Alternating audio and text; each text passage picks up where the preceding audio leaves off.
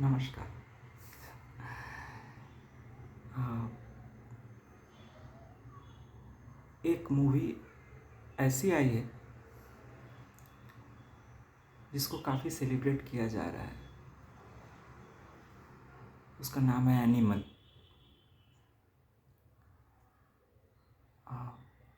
सबसे पहली बात तो ये है कि मुझे ये समझ में नहीं आया ये मूवी देखने के बाद कि इस मूवी को एडल्ट सर्टिफिकेट क्यों दिया गया है। मेरे हिसाब से एडल्ट सर्टिफिकेट उस फिल्म को मिलना चाहिए जिस फिल्म को समझने की क्षमता का विकास एक एडल्ट में ही आ सकता है। कुछ गालियों की वजह से, कुछ सीन्स के वजह से कोई फिल्म एडल्ट फिल्म नहीं बन जाती। आज के इस तकनीकी युग में क्या सचमुच आज का जनरेशन, आज के बच्चे 18 साल होने तक की उम्मीद पे बैठे हैं कुछ जानने के लिए, कुछ इन्फॉर्मेशन पाने के लिए? आज तो सब कुछ सबके लिए अवेलेबल है। तो आज एडल्ट का डेफिनेशन बदल जाना चाहिए। पहले भी बदल जाना चाहिए था, लेकिन चूंकि उन बातों को एडल्ट माना जाने लगा कि ये एडल्ट लोगों के लिए है और ये बच्चों को समझ में नहीं आएगी, ये कहकर पहले भी चलती थी ऐसी बातें। मुझे इस फिल्म से कोई शिकायत नहीं। मुझे बस एक ही बात अजीब लगती है कि जो नासमझी वाली बातें हैं, जो बातें सिर्फ एडल्ट या बच्चों तक लिमिटेड नहीं है, एक नासमझ समाज की परिभाषा देती है, उसको भी आज सेलिब्रेट कर रहे हैं हम। कोई इंसान जब कोई मूवी बनाता है तो ज़रूर उसको उस मूवी से बनाने के बाद फ़ायदा होना चाहिए, मूवी चलना चाहिए, चलने से उसको खुशी होती है, ये सब कुछ ठीक है। आपने समाज का एक नासमझ पार्ट दिखाया, उससे कोई प्रॉब्लम नहीं है, क्योंकि नासमझी है समाज में। लेकिन वो कोई एडल्ट बात नहीं है, नासमझ बात है। सबसे पहले मैं आना चाहता हूं गाली पर। क्या हम कभी ये सोचते हैं कि गाली है क्या एक्चुअली? हमारे शरीर के एक दो ऑर्गन्स पर, एक दो पार्ट्स पर हम खुद ही तंज कसते हैं। खास करके, या सच में जो है, हमारे रिप्रोडक्टिव ऑर्गन्स के ऊपर गालियां बनती है। तो ये नासमझी नहीं है। आंख पर तो कोई गाली नहीं है, हाथ के ऊपर तो कोई गाली बनी नहीं है, पैर पे कोई गाली नहीं बनती है। ऐसा क्या है रिप्रोडक्टिव ऑर्गन्स में कि उस पर गाली भी बन गई?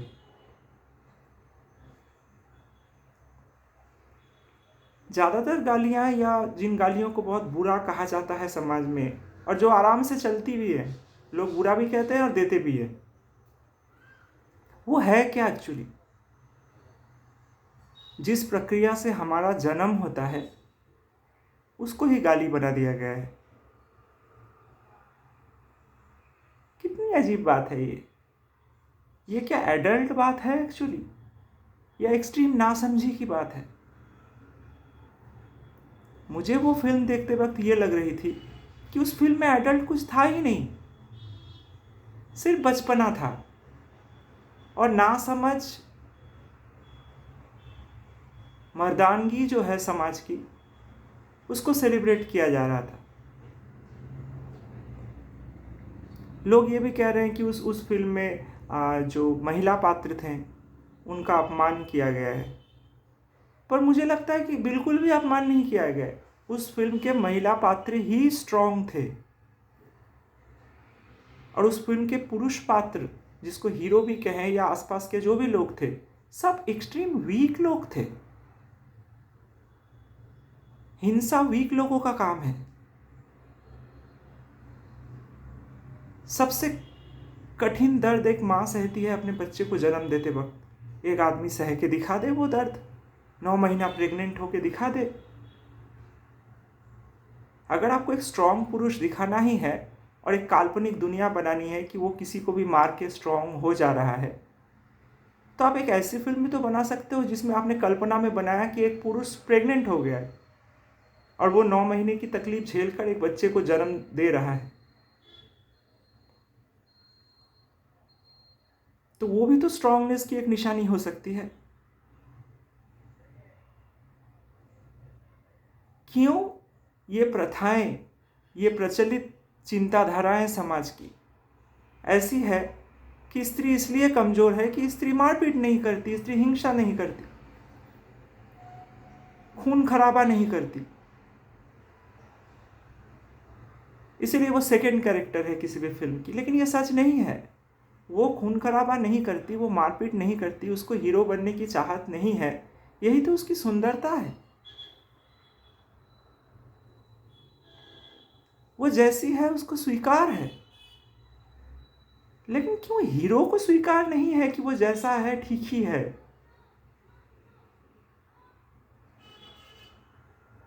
साबित क्या करना है कि मैं घूसा मारूंगा, उस घूसे से आसमान में कोई उड़ रहा है, एक घूसे से, इसलिए मैं मर्द हूं। पुराने ज़माने में एक डायलॉग है कि पुराने ज़माने में ये होता था कि आदमी शिकार करके लाता था, जो सबसे ताकतवर होता था, लड़की उसी को चुनती थी। लेकिन ये गलत है। लड़की के पास कोई ऑप्शन ही नहीं था, क्योंकि वही ताकतवर मर्द जो थे वो लड़कियों के लिए खतरा भी थे।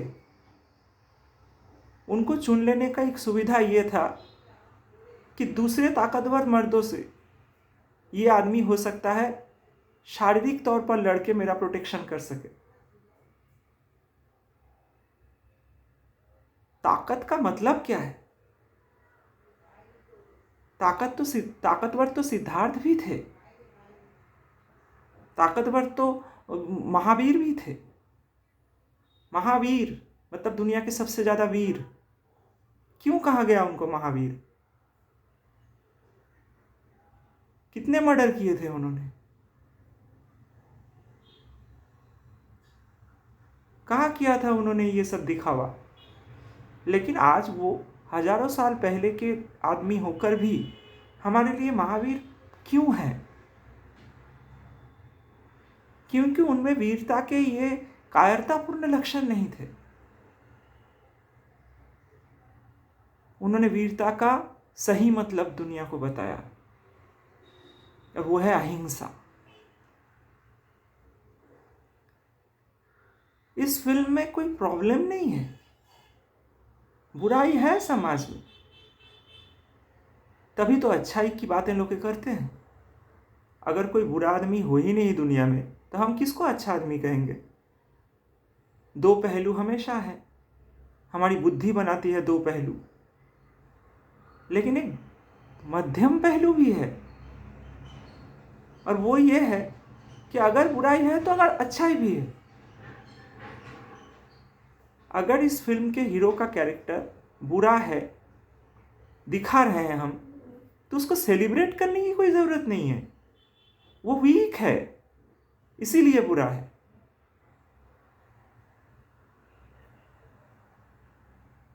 कोई बाइक चला रहा है, कोई सिगरेट पी रहा है, कोई गला काट दे रहा है किसी का, तो वो हीरो कैसे हो सकता है? शायद जिन्होंने इस फिल्म को बनाया था उन्होंने क्या सोचा होगा मुझे पता नहीं, लेकिन वो भी एक, मुझे लगता है कि वो एक चीज़ दिखाना चाह रहे थे कि ये भी एग्जिस्ट करता है, हो सकता है ऐसा भी। लेकिन लोग, मैं देख रहा हूं, ये सेलिब्रेट कर रहे हैं कि यही होना चाहिए। अगर एक पिता अपने बच्चे को उसके बचपन में समय नहीं दे पाता है, तो बच्चा बड़ा होकर मर्डरर ही बन जाना चाहिए?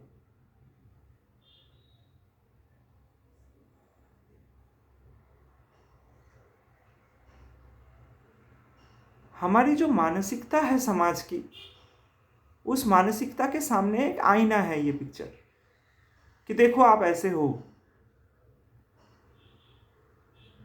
कि लेकिन लोगों को ये समझ में नहीं आ रहा है कि देखो आप ऐसे हो, वो आपकी अच्छाई का आईना नहीं है, वो आपके अंदर के हिंसक प्रवृत्ति का आईना है।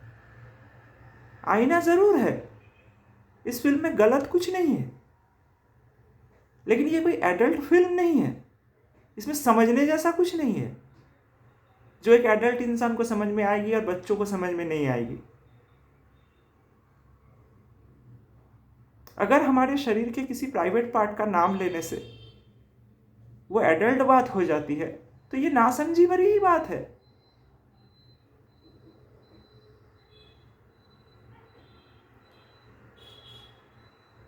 खजुराहो के मंदिर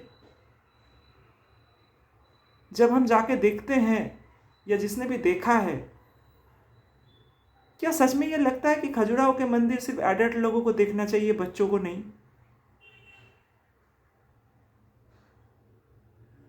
और उसको बुरा कहने वाले लोग ज्यादा है इतिहास में, कि आप सेक्स करते हुए इंसान की मूर्ति मंदिर में कैसे बना सकते हो? ये तो गलत बात है।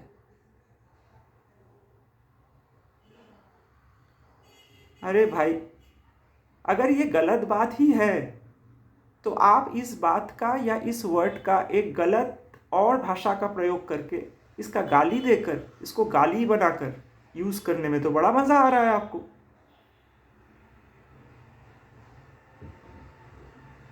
अगर सेक्स करना बुरी बात है, तो आपने जन्म क्यों लिया? मना कर देते, मना कर देते हम अपने पेरेंट्स को कि आप सेक्स मत करो, हमें जन्म नहीं लेना है, क्योंकि ये गंदी बात है।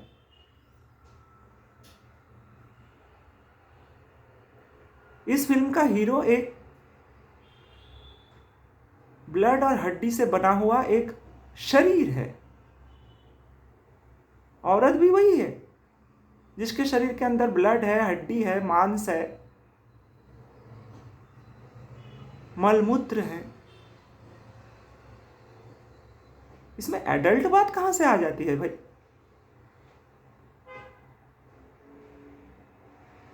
एक सीन है जिसमें हीरो बोलता है कि अगर तू मुझसे प्यार करती है तो मेरा ये जूता है, इसको चाट। तो इससे ज्यादा बचकानी बात और क्या हो सकती है? और आप बोल रहे हो इससे औरत का अपमान हो रहा है, लेकिन बहुत स्ट्रांगली दिखाया गया कि औरत बहुत स्ट्रांग थी कि वो उस काम के लिए भी राजी हो जाती है, क्योंकि उसको कुछ फर्क नहीं पड़ता। उसके लिए प्यार सबसे बड़ी चीज है, उसको कुछ प्रूफ नहीं करना है। जबकि वो बात होती नहीं है पिक्चर में।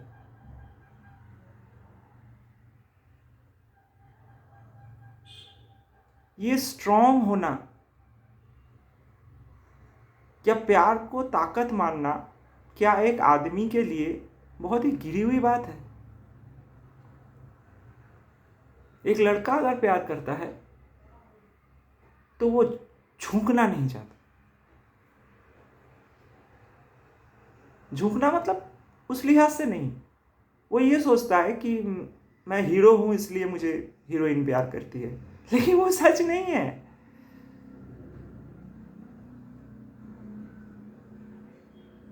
आप एक बच्चे हो,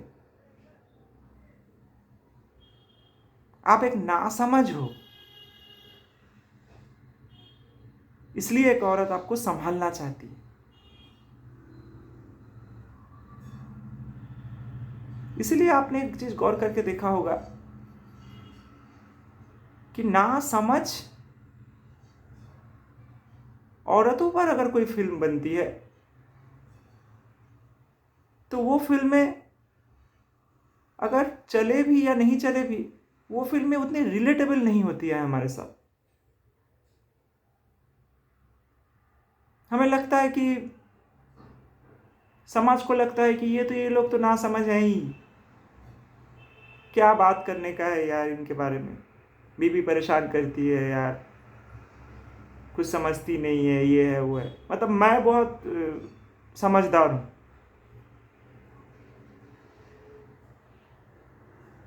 अरे भाई,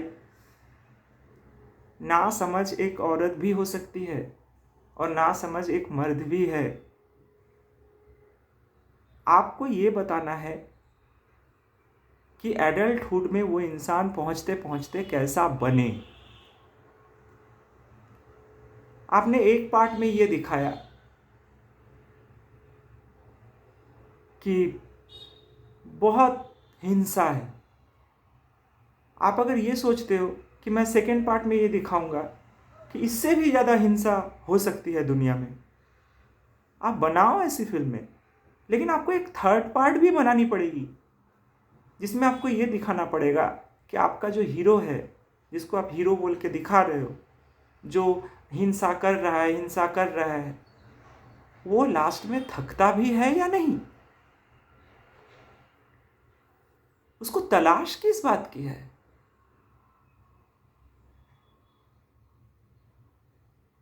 इस फिल्म की जो हीरोइन है, वो जो अपनी शादी तोड़ देती है और आ जाती है इस हीरो से शादी करने, क्या उस हीरोइन को भी एक दिन ये समझ में आएगी कि मैं भी क्या ढूंढ रही थी। ढूंढ हम सब रहे हैं अपने अंदर की शांति, लेकिन दूसरे में, अपने में नहीं।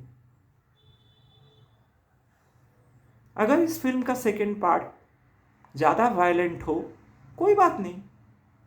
आजकल ज़्यादा वायलेंट फिल्में ही बन रही हैं। लेकिन इन वायलेंट फिल्मों के जो हीरोज़ हैं, जो एक एक गन चलाना शुरू करते हैं, एक साथ हजारों लोग मर जाते हैं, उनके एक फाइट मारने से आसमान में 10 लोग घूम जा रहे हैं, ये लोग अपनी ज़िंदगी से चाहते क्या है एक्चुअली। इनको कभी एक लास्ट पार्ट में शांति के रास्ते की तलाश होगी या नहीं होगी।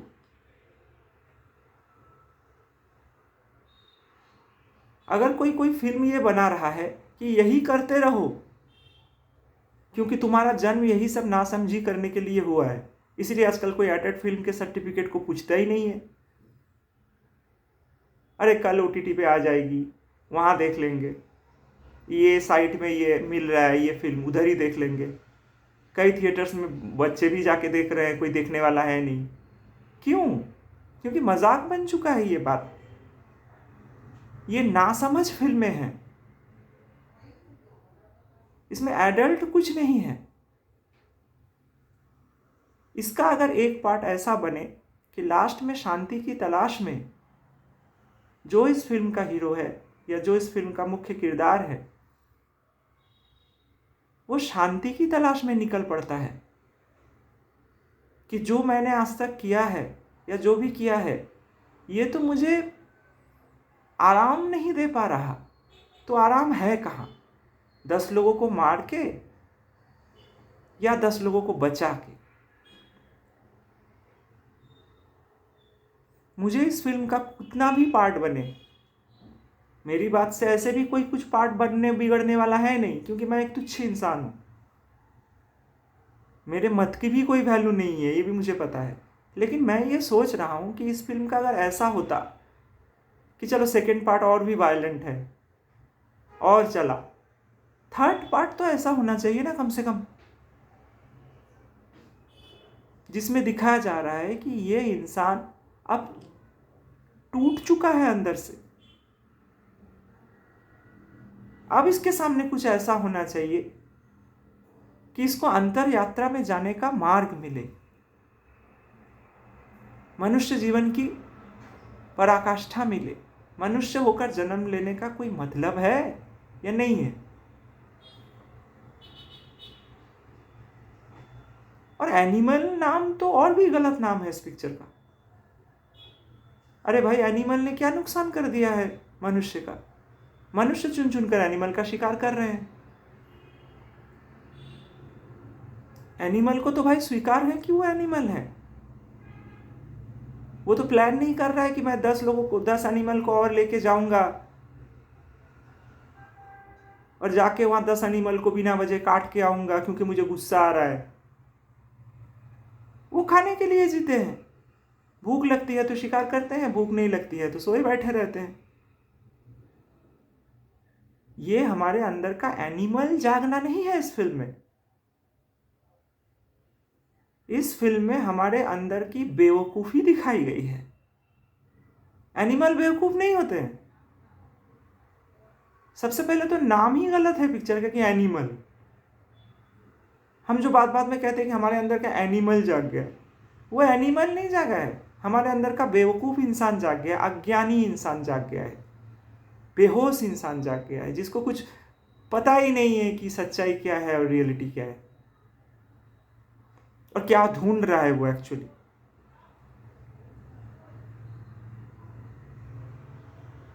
सत्य को आप दिखाओ। बुरा पक्ष है, रात है तो सुबह भी है। ये तो कुछ भी नहीं है। अंगुलीमाल डाकू जो लोगों को मारकर उनकी उंगली काट के माला पहन के घूमता था, माला पहन के उंगलियों की, वो तो और वायलेंस ज्यादा है उसमें। इसमें कम से कम हीरो किसी की उंगली की माला पहन के नहीं घूम रहा था। इस फिल्म में वायलेंस कुछ नहीं है। इस फिल्म में बचकाना है, कार्टूनिश। क्या वायलेंस है? वीडियो गेम्स में जैसा होता है वैसा वायलेंस है। जो हो नहीं सकता वैसा वायलेंस है। तो जो हो नहीं सकता वैसा वायलेंस देखकर हम कैसे कह सकते हैं कि एक एडल्ट और वायलेंट फिल्म है? वायलेंस तो अंगुलीमाल का था, जो इंसान को काटकर उनकी उंगलियों की माला पहन के घूमता था। लेकिन उसी अंगुलीमाल के सामने बुद्ध आए।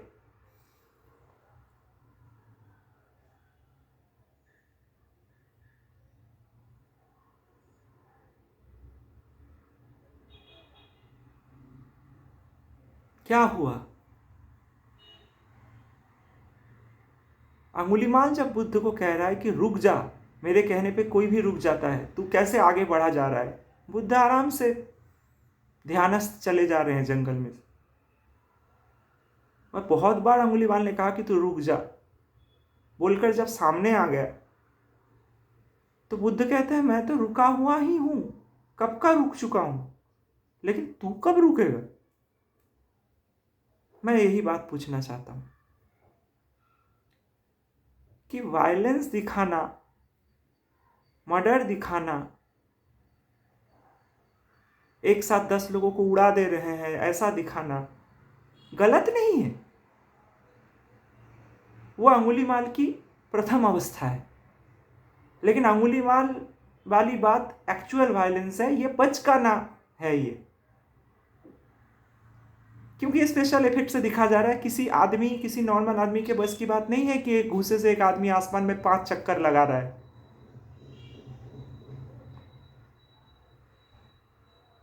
सबसे बड़ी बात है कि ये हमारा सो कॉल्ड हीरो,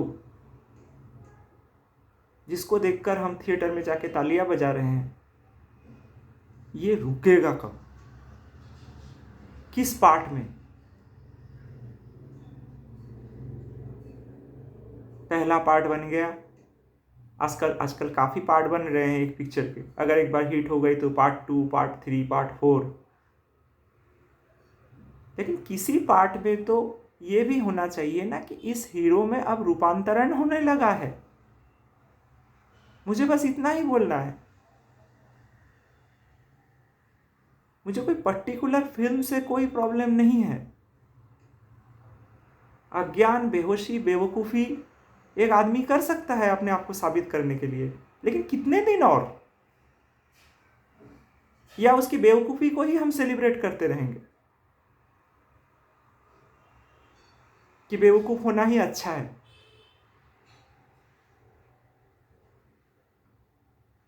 मर्दानगी बोलकर एक वर्ड है, लेकिन महिलांगी बोलकर तो कोई वर्ड नहीं है ना।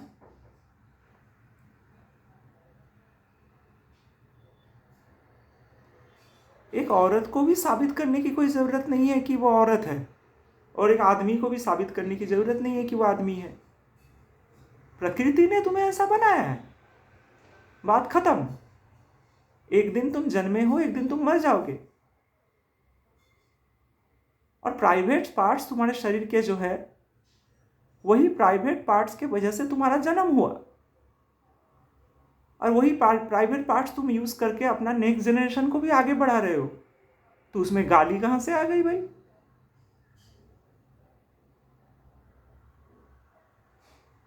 बेवकूफी को शान से बोलने से वो समझदारी नहीं हो जाती है। एडल्ट कोई फिल्म तब बनेगी जब उसमें इसी एनिमल के हीरो का रूपांतरण दिखाया जाएगा।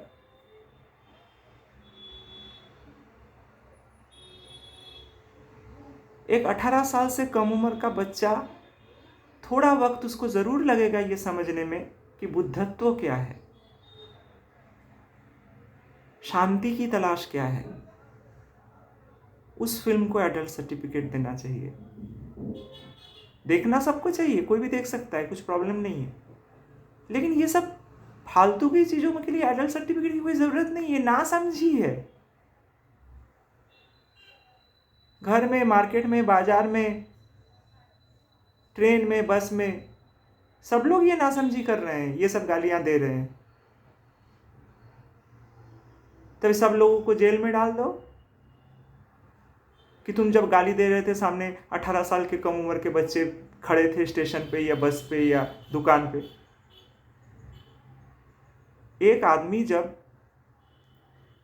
कोई भी गाली देते वक्त ये नहीं सोचता कि आसपास कौन सुन रहा है, कितने एज के लोग खड़े हैं, किन लोगों के सामने मैं बोल रहा हूं, तो वहां सेंसरशिप कहाँ जाता है? सेंसरशिप तो अगर करना है तो वो तो समाज में होना चाहिए ना। समाज का ही आईना है फिल्में। ना कोई फिल्म देखकर कोई बिगड़ने वाला है, ना कोई फिल्म देखकर कोई सुधरने वाला है। लेकिन कोई फिल्म ऐसा तो हो कि एक बिगड़ा हुआ इंसान सुधर सकता है।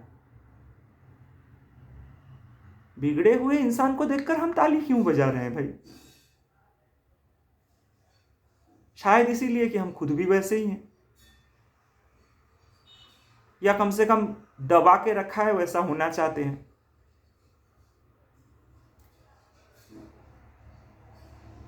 आप हिंसा दिखाओ, बचकानापन दिखाओ, बेहोशी दिखाओ, लेकिन उस इंसान का होश में आना भी एक पार्ट में दिखाओ।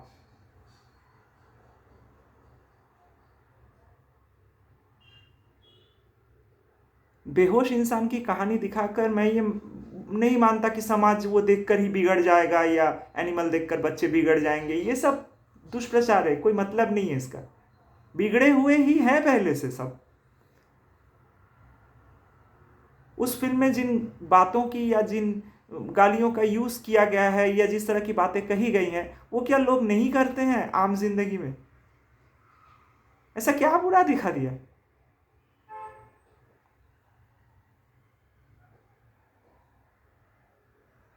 इसलिए बुरा कह रहे हैं कि चलो भाई हम उस फिल्म को बुरा बोले तो कम से कम बात तो उठेगी कि हम कितने अच्छे हैं। लेकिन ये नहीं है सच। एनिमल जो फिल्म है, वो फिल्म में बुरा कुछ नहीं है। बचपना है, बेहोशी है, बेवकूफ़ी है, और जो होता है इंसानों के अंदर, जो समाज में व्याप्त है। लेकिन उस बेहोशी से, उस बेवकूफ़ी से इंसान कैसे निकले या लास्ट में कैसे होश में आए, कम से कम थर्ड पार्ट तो वैसा हो।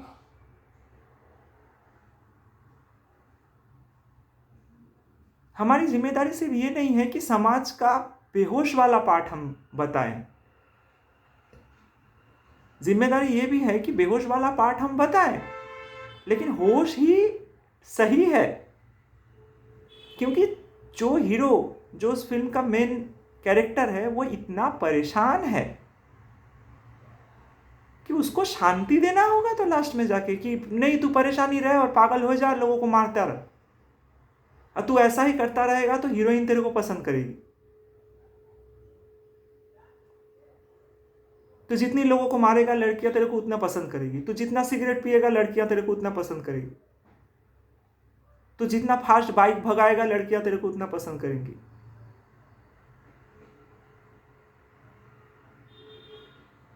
अरे लोगों को खुद को पसंद करवाना है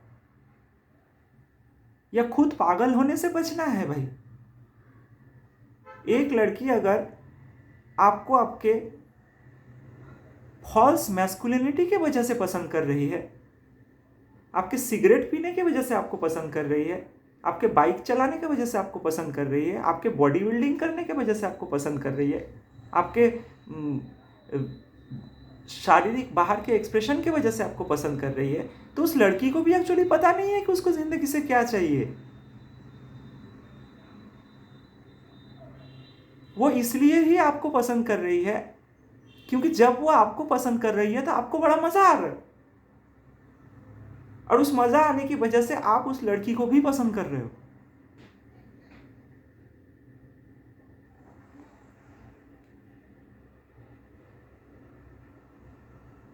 लेकिन ये एक दूसरे के तरफ एक घातक बात है।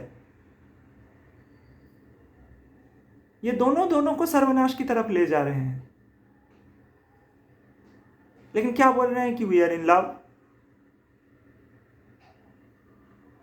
अरे भाई, तुमने जिससे शादी की है या जिससे प्यार किया है उसका क्या सिर्फ एक इंसान होना काफी नहीं है? और जहां तक वो पुरुष है या स्त्री, इसकी पहचान उनके प्रजनन अंगों से ही होती है, रिप्रोडक्टिव ऑर्गन्स की वजह से ही हो रही है। और रिप्रोडक्टिव ऑर्गन्स का तुम लोगों ने गाली बना दिया है, तो तुम कैसे किसी पुरुष या स्त्री को सम्मान दे सकोगे? जिस प्रक्रिया से तुम्हारा जन्म हो रहा है उस प्रक्रिया को तुम लोगों ने समाज में 4-5 तरह के गालियों के रूप में प्रकाश किया है बाहर। गाली है क्या? जिस प्रक्रिया से हम जन्म लेते हैं उसका कुछ नीचे दर्जे की भाषा का यूज करके वही चीज को समझाना।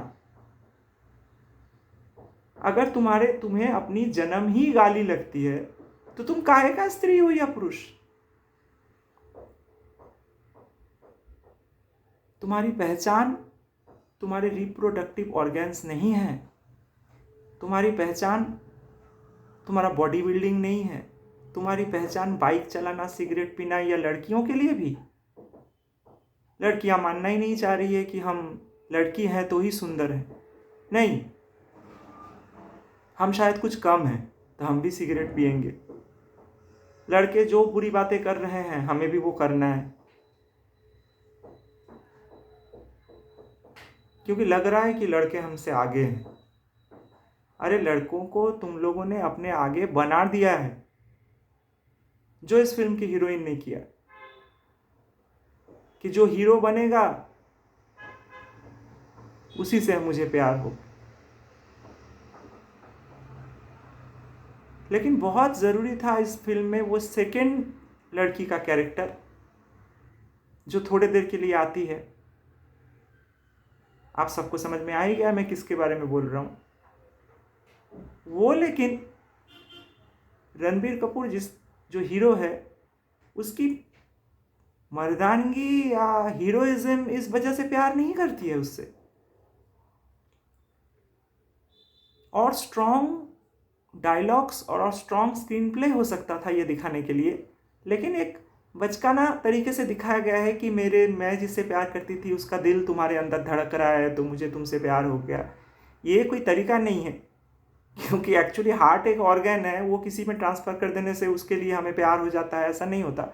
लेकिन शायद उद्देश्य राइटर का या डायरेक्टर का अच्छा ही था यहाँ पर, ये बताने के लिए कि मुझे तुम्हारे मन से प्यार है, तुम्हारे शरीर से नहीं।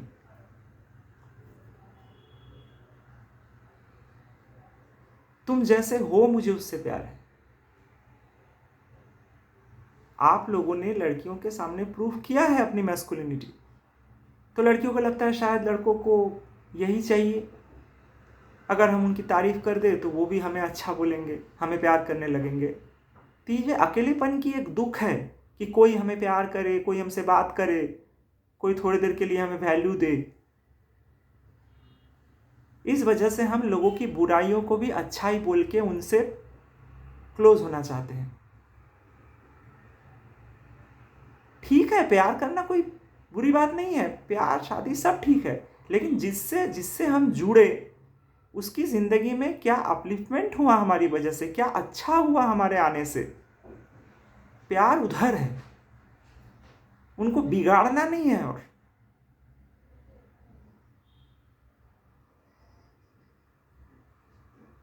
लेकिन जब भी हम इस तरह की बातें उठाएंगे तो वो एक मास ऑडियंस के लिए थोड़ी मुश्किल बात बनेगी, क्योंकि समाज जिन चीज़ों को दबाता आया है आज तक, वही चीज़ें आज गाली बन गई है। सेक्स को दबाया गया, सारी गाली सेक्स के ऊपर ही है। एक ट्राइबल आदिवासी समाज में कोई सेक्स के ऊपर गाली नहीं देता। वहाँ लोग बिना कपड़ों के घूमते हैं तो ये नहीं सोचते हैं कि कोई हम पे हमला कर देगा, क्योंकि उनके लिए अपना रिप्रोडक्टिव ऑर्गन या सेक्सुअल ऑर्गन जो है वो एक ऑर्गन है, हाथ और पैर और आँख की तरह। वो कोई चाहत की चीज़ नहीं है। वो चाहत की चीज़ बनी क्यों?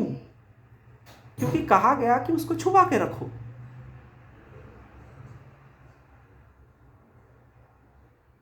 उसको दबा दो, वो बुरी बात है। क्योंकि अगर उस मामले में तुम फ्री हो गए, अगर उस मामले में तुम आज़ाद हो गए, तो तुम समाज से डरोगे नहीं। और समाज को चाहिए डरे हुए लोग। इंसान की सबसे बड़ी चाहत, सबसे बड़ा समाधिष्ट करने वाला पल, जब वो 2 मिनट के लिए भी ऑर्गेज्म के टाइम अपने आप को भूल जाता है, उस पल में उसके लिए समाज व्यवस्था की कोई वैल्यू ही नहीं रहती है। उस पल में समाज नहीं चाहता कि आप रहो। इसलिए उस पल को हमेशा दबाया गया है। आपकी उस समाधिस्थ अवस्था को दबाने की कोशिश करी गई है। जिस चीज से आपकी उत्पत्ति हुई है वही बुरा है, वही गाली है। अरे तो उस चीज से उत्पत्ति तो आपके महात्माओं की भी हुई है, तो वो महात्मा कैसे बन गए भाई? या वो आसमान से टपके थे? बुद्ध आसमान से टपके थे, महावीर आसमान से टपके थे? नहीं ना। वो भी उसी प्रोसेस से आए हैं जिस प्रोसेस से आप आए हो। वो भगवान बने क्यों हमारे लिए? क्योंकि उनके लिए वो प्रोसेस एक नेचुरल प्रक्रिया थी, गाली नहीं थी।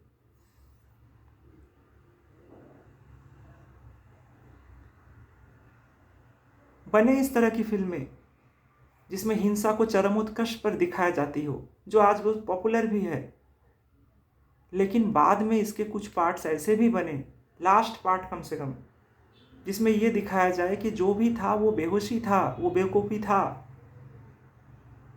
पाना था एक्चुअली शांति, पाना था एक्चुअली अहिंसा, जिससे ही दुनिया का फ्यूचर, दुनिया का भविष्य बच सकता है, युद्ध से नहीं, शांति से।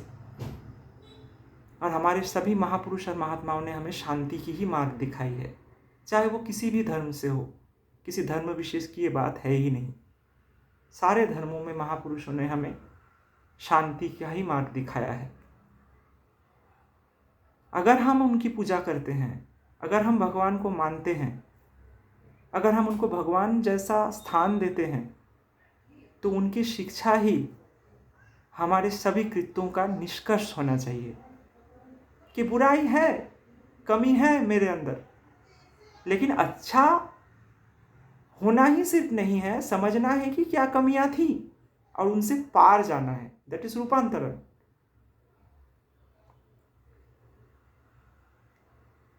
कमियों को सेलिब्रेट नहीं करना है। सेलिब्रेशन का दिन तब आएगा जब कमियों को समझ के हम उनसे निकल गए। कमियों को ही सेलिब्रेट करते रहेंगे तो समाज व्यवस्था ऐसी ही बनी रहेगी।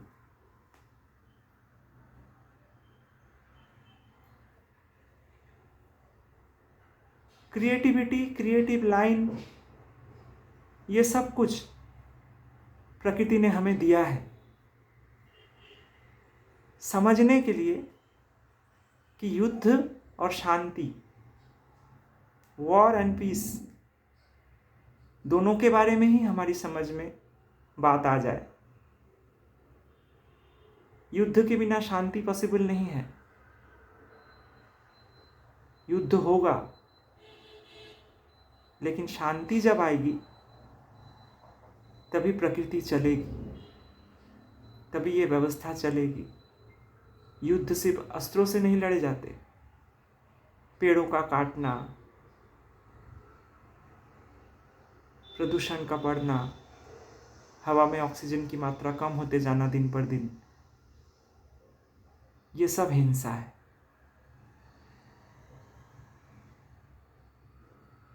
हिंसा हो रहा है ये आप बताओ, कला के माध्यम से, आर्ट के माध्यम से, पेंटिंग के माध्यम से, सिनेमा के माध्यम से, राइटिंग के माध्यम से आप बताओ कि हिंसा हो रही है। लेकिन एक पार्ट आपके किताब का, आपके क्रिएशन का ऐसा भी होना चाहिए जिसमें ये आए कि शांति कैसे हो।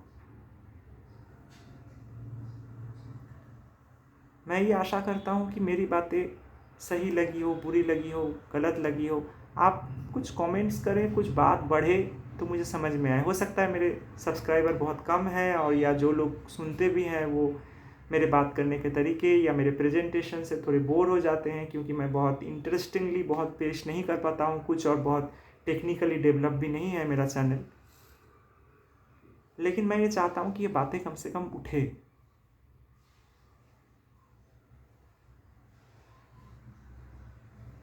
इसी आशा के साथ नया साल आपका बहुत अच्छा बीते।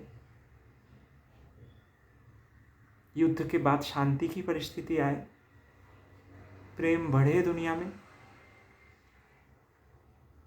नफरत को हम समझे कि क्यों आ रही है।